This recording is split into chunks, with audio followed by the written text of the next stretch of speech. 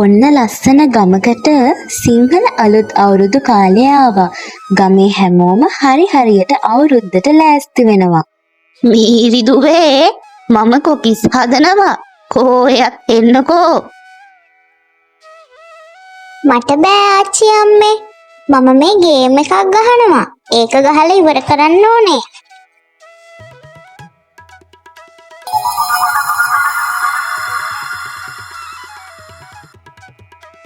එක පාරටම මායාවකින් වගේ ආච්චි කෙනෙක් මතුවුණා.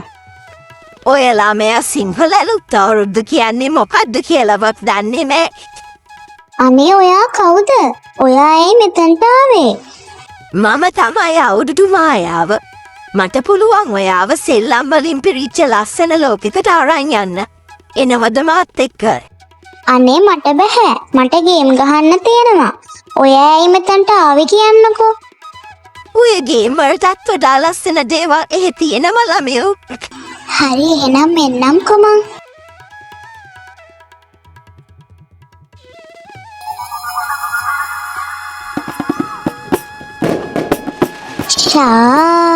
හරිම ලස්සනයි.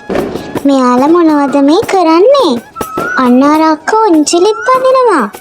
මේ නැන්දලා රබන් ගහනවා. හරිම ලස්සන ගමක් නෙමේක. අලියට සැබීමේ තරංගයට ඔයාලත් සහභාගී වෙන්න. ළමයිනේ එන්න.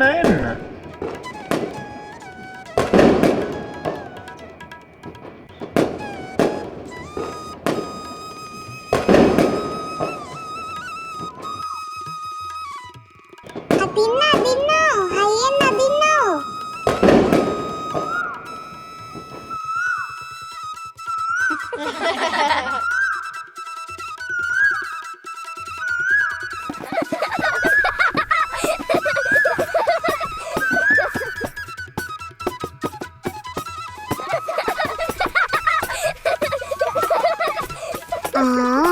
කොකිස් අත්තම්ම මේව හදනව බලන්න නේද මට එන්න කිව්වේ.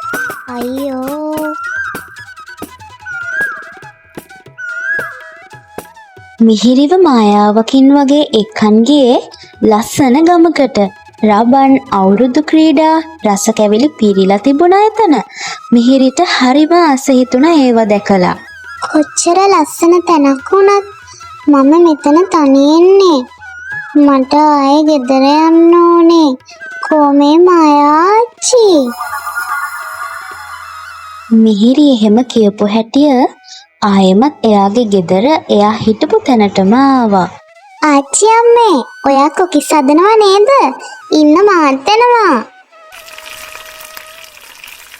සිංහල අලුත් අවුරුදු උදාව කියන්නේ හරිම ලස්සන චාරිත්‍ර වාරිත්‍ර ක්‍රීඩා නැකත් වලින් පිරුණු ලස්සන උදාවක්.